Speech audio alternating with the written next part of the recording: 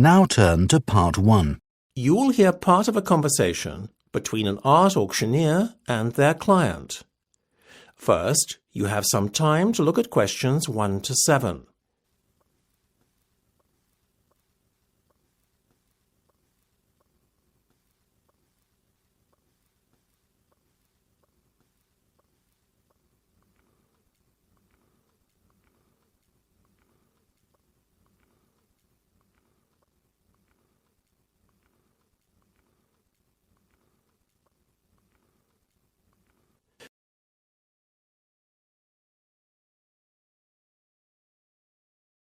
You will see that there is an example that has been done for you.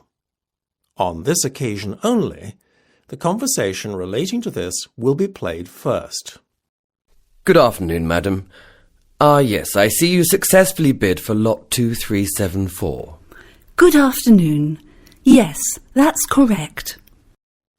The lot number of the auctioned article is 2374. So you write 2374 in the space provided. You should answer the questions as you listen, because you will not hear the recording a second time. Listen carefully and answer questions 1 to 7. Good afternoon, madam. Yes, I see you successfully bid for lot 2374. Good afternoon. Yes, that's correct. I hope you are satisfied with your purchase. If I may say so myself, I think you got a real bargain. What you paid is not much above the original reserve price of £300. I love P.J. Browning's work, and to be honest, I was prepared to pay a lot more. I'd decided beforehand that £500 would be my limit, so getting it £150 cheaper than I was prepared to pay for it was a wonderful surprise. I have to say that 17th century paintings of rural English scenes like this one are rather underrated. The art world seems to want abstract paintings by modern artists more. Geometric designs seem to be the trend today. Not my taste at all. I have a more conservative taste when it comes to art. The painting will blend in with my antique furniture at home. Well, I hope you have a big wall to put it on. Luckily, I'm very fortunate to live in a rather large country house. What are the exact measurements of the painting, by the way? The width is 1.5 metres, and the height is 1 metre. Without the frame, that is. If you include the gilt-covered frame, which is quite large to balance the size of the painting, you can add on another 0.5 metres for the width and the same again for the height, obviously. That shouldn't prove too much of a problem. I'm just happy I managed to win the bid for this wonderful painting. Before listening to the rest of the conversation, you have some time to look at questions 8 to 10.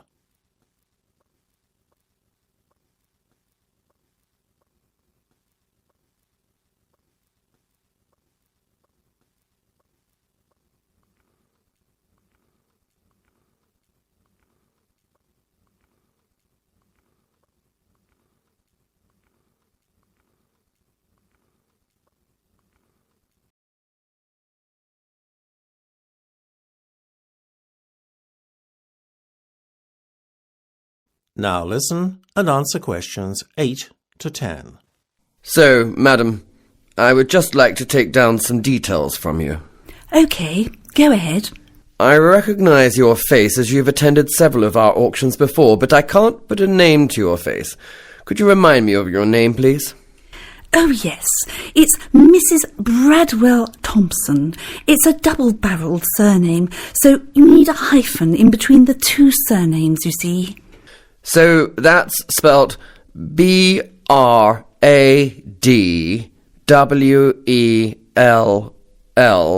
followed by a hyphen, then T-H-O-M-S-O-N.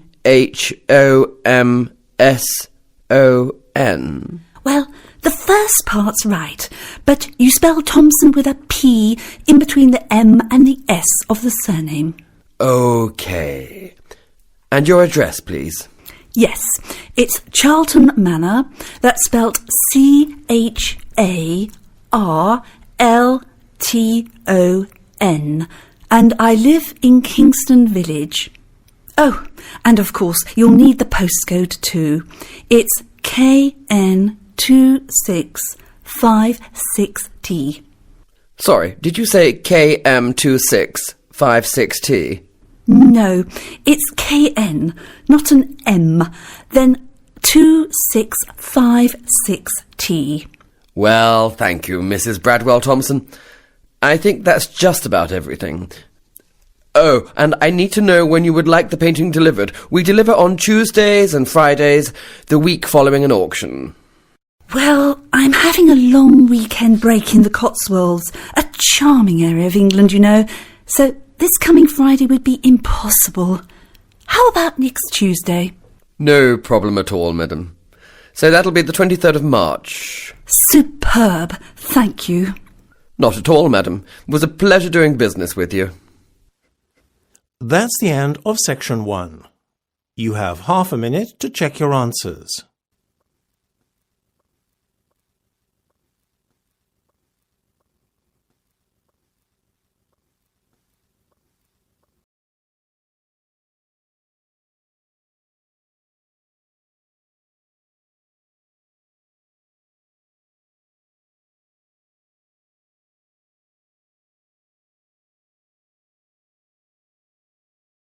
Part 2.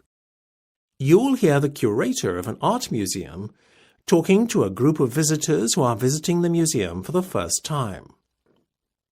First, you will have time to look at questions 11 to 15.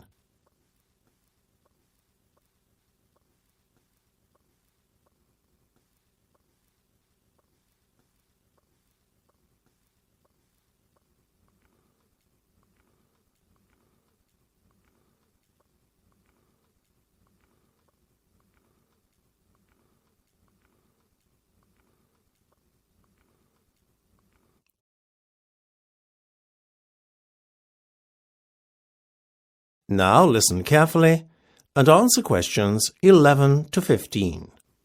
A very good afternoon to you all, ladies and gentlemen. I'm glad you've chosen to visit the prestigious Triton Museum of Art today, and I'll look forward to showing you around. But first, I would just like you to refer to the maps of the museum that you picked up on your way in.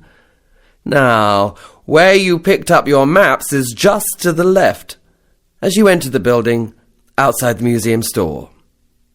By the way, the store is a great place to pick up some souvenirs before you leave.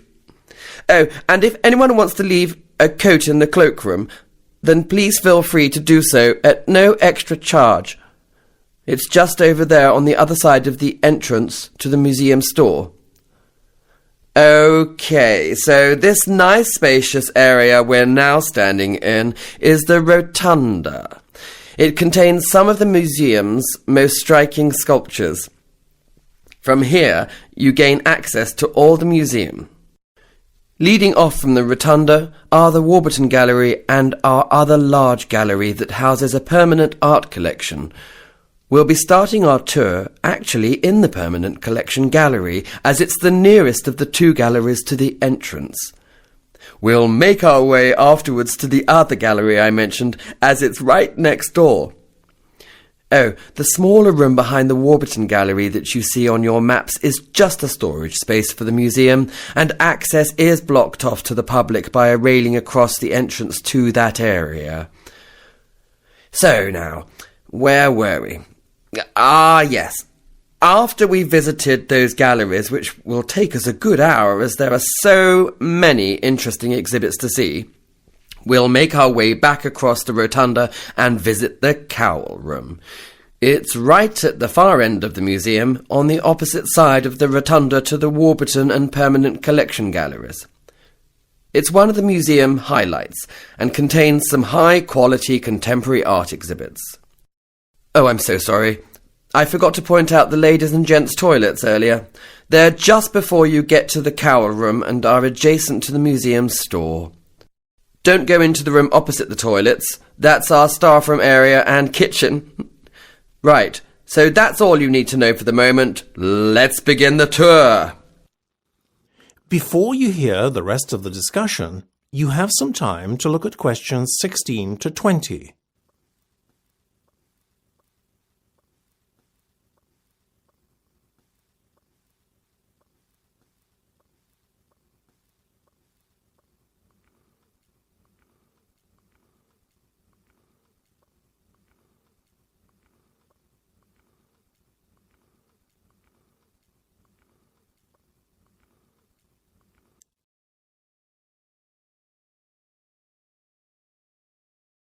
Now listen and answer questions 16 to 20.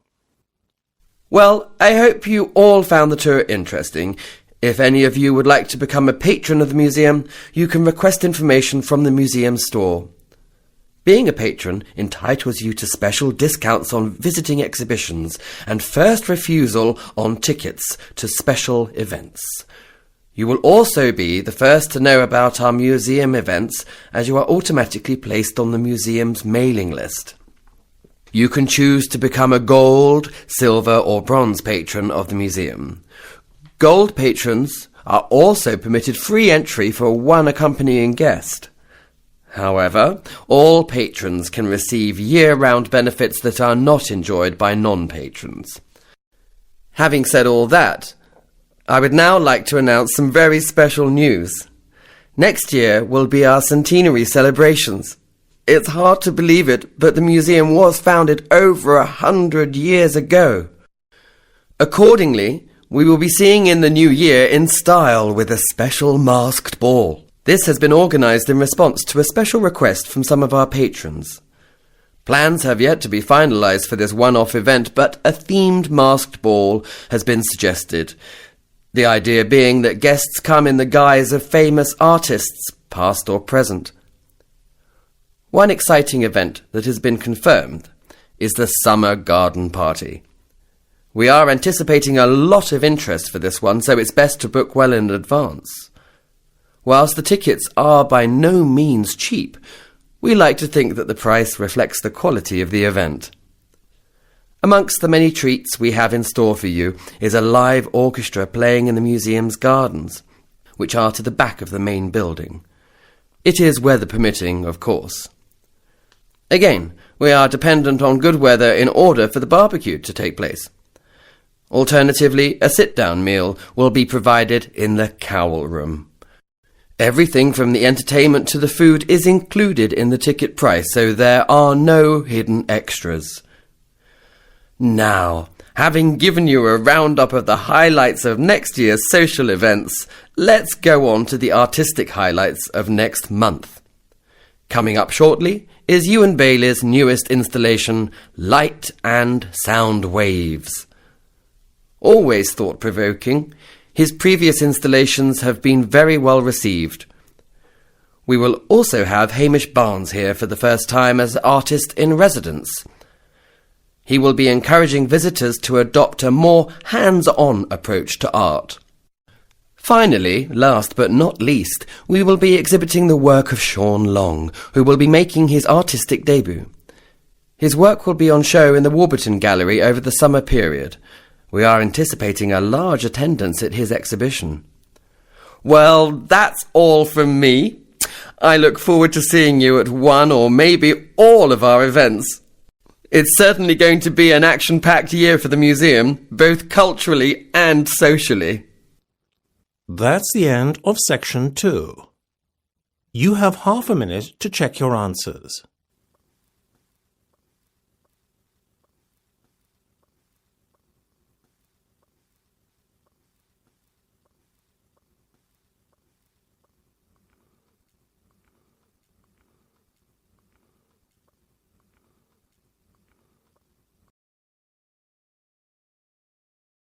Part 3. You will hear a tutor talking to a student about a future assignment. First, you have some time to look at questions 21 to 25.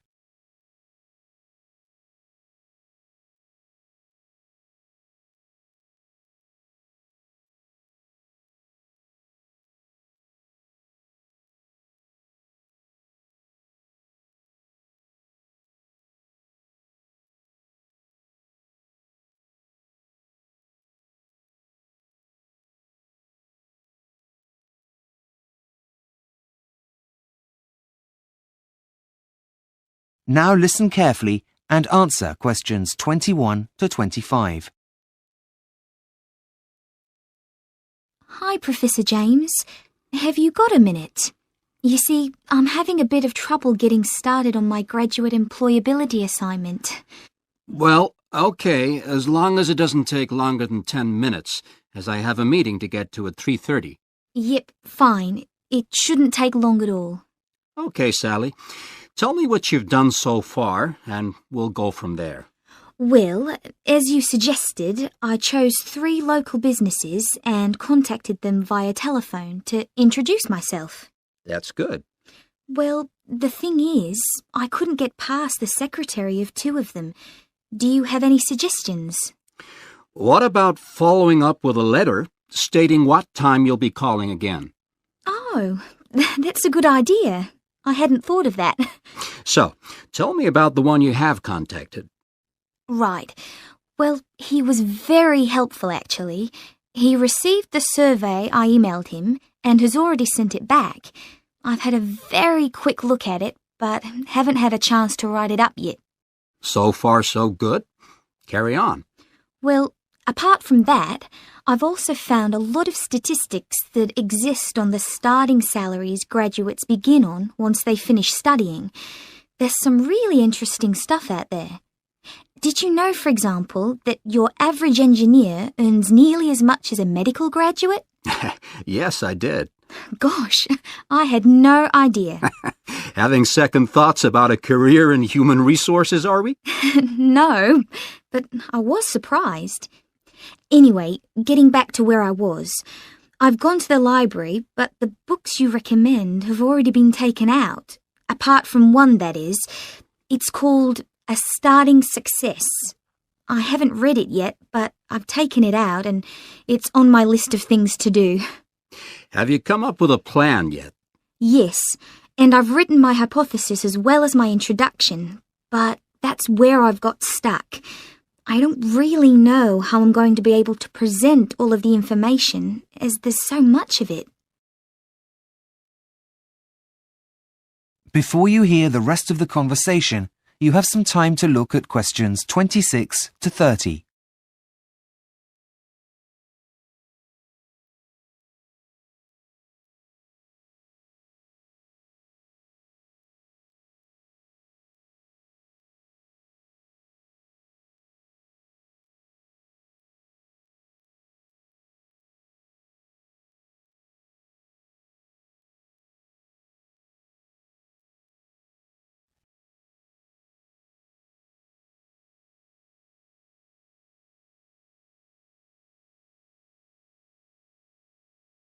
Now listen and answer questions 26 to 30. Well, firstly, I'd recommend you start with analyzing what the employer said. Now, can I have a look at the questionnaire you wrote? Yes, here it is. Thanks. Oh, dear. Well, it's no wonder you're overwhelmed with information. You've collected a lot of information which can be overwhelming. Oh dear, that took me ages. And does that mean I can't use it?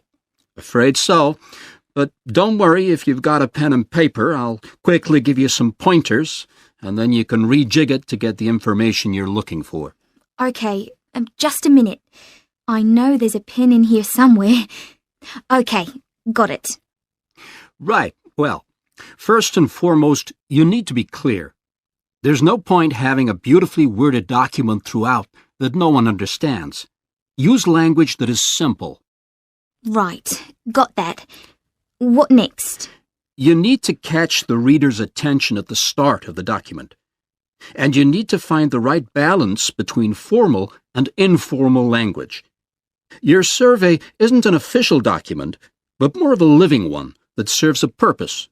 So neutral language is best. Okay, just writing that down. Okay. The next one's what your mistake was this time. Try not to use open-ended questions, or you'll find it impossible to collate your results. Yep, I think I've learned my lesson there. What else?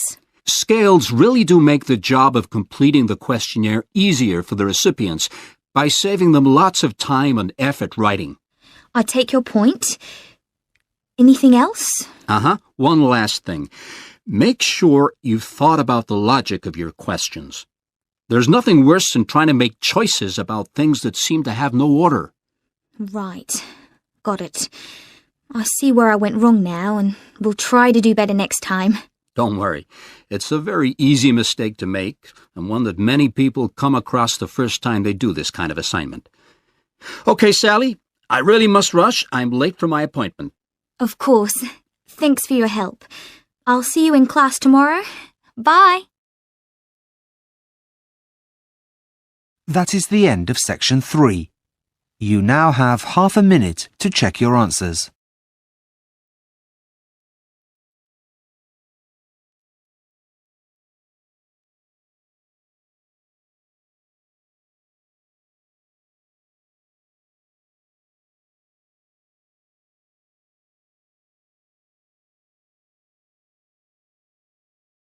Part 4.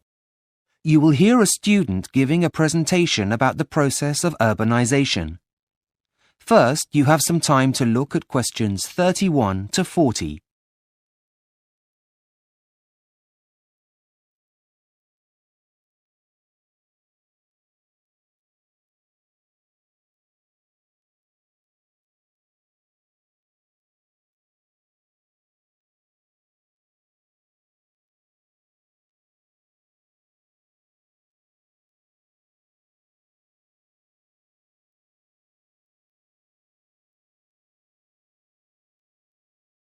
Now listen carefully and answer questions 31 to 40.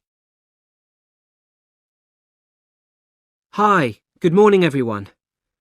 I'm here today to present my findings on the process of urbanisation and its impact on the environment.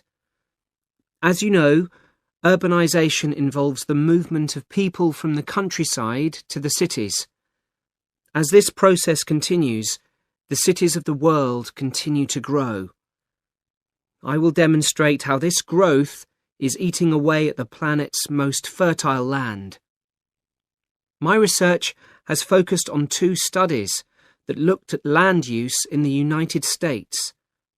These have shown that since its independence, only 3% of all land in the United States has been built on. However, the same studies have also shown that the resulting loss of productive land is comparatively much greater. This isn't so much of a problem in America, as it has a relatively low ratio of people to land. However, most other countries are not so blessed, the impact of which could have dire consequences for the future. The real danger here is if this pattern were to be repeated by developing countries, it could have a major effect on the world's food supplies in the next 50 years. In order to reach this conclusion, several research methods were adopted. A group of scientists in the United States used a weather satellite that normally maps moonlit cloud cover at night. However, on nights when there were no clouds, they used the satellite to map the generation of heat from city lights. They then took the data and divided land use into 3 categories: urban, semi-urban, and non-urban land use. Next, they calculated how active the vegetation is in each region by using different satellites. When they combined this information with previous statistics and weather conditions, they came up with a number for total productivity for all areas.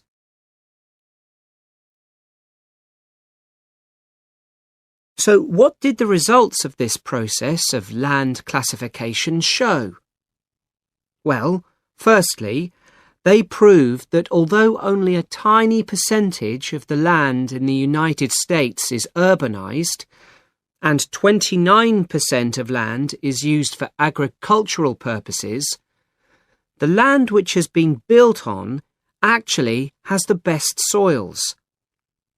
These were independently corroborated by a second team of scientists in San Francisco, whose results show that this process is happening even faster in the southeastern corner of the United States. This means that land that is extremely productive from an agricultural point of view is being taken over by lawns, golf courses, and a few scattered trees. As a direct result of urbanization, the researchers in San Francisco calculated that every year 91 million tons of plants are lost in the US. So what does this mean for the future? Well, I have come up with some of my own ideas for practical solutions. Countries should calculate whether urbanization is happening on their fertile lands too, especially if they have large populations compared to the amount of land available, like India and China, for example. If it is, then every effort should be made to stop the process from happening. This can be done in many ways. One of them is to stop investing in the infrastructure of those areas. If people don't have the facilities they need, they won't want to live there.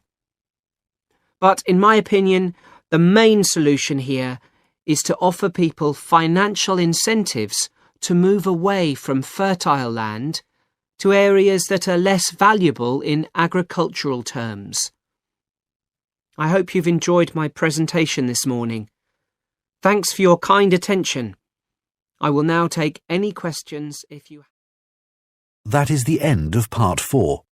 You now have 30 seconds to check your answers to Part 4.